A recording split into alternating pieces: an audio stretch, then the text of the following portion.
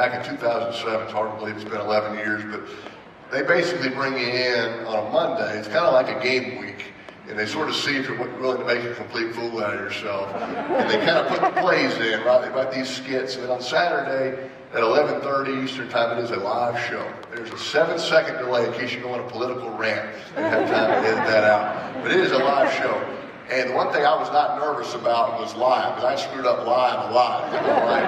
But the one skit, Randy, that people asked me about the most was this skit we did for the United Way. Well, I don't know if it deserves applause or not. For the people that haven't seen it, I can describe it to you. It's basically a spoof to the United Way, where I was throwing these footballs at these kids. And it does not sound good at all, but people don't believe me. These footballs were Nerf footballs with the Nerf cutout. I'm telling you, they were as light as a feather. But they put those sound effects, but it looks like you were just knocking these kids out. I remember the director said, "Payton, this is why this is going to work. You're a charitable guy. This is a spoof for the United Way. Okay, that's why it's going to be funny, but you got to be all in. I mean, you got to whack these kids right in the head."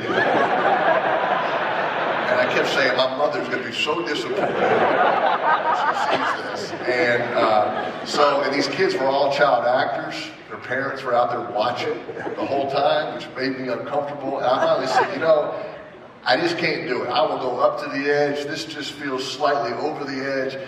I'm not comfortable. Can we do something else? And the director was great. He said, no problem. We don't want you to feel uncomfortable. And right as we were about to cancel it, one of the parents, cannot make this up, of the child actors ran out onto the set and told the director, I want him to hit my kid in the face. And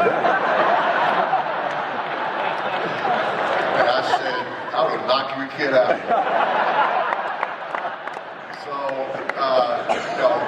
having a chance to do things like that where you kind of get out of your comfort zone, out of the box, I am not afraid to laugh at myself. I think laughing is good.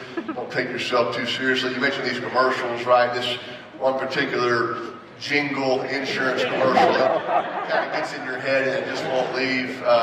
It's sort of taken a life of its own with me that people no longer speak to me. They simply come up and they jingle to me. I go out to eat, the waitress says, what would you like to eat? Let's not do that. Let's just talk like real human beings. About the chicken. I mentioned earlier, football practice, you're sitting in these meetings most of the day in a classroom, studying your plays, watching the film of the practice or the game before. You're always being graded in football, always being evaluated. So it does keep you on your toes. And long story short, we were in a meeting watching the practice from the day before. This is my last season. And I threw the ball in the double coverage in an interception in practice. And the coach said, Payton, this is a bad decision. It's greedy. It's undisciplined. The running back's wide open. You've got to make better decisions than this. And I love being coached. And I'm saying, yes, sir, write my notes down. Right behind me, Broncos wide receiver Demaryius Thomas has this big old grin on his face, and he leans in my ear and he says, number 18 screwed it up. He might have used a different word, but that's a couple of questions I'd like to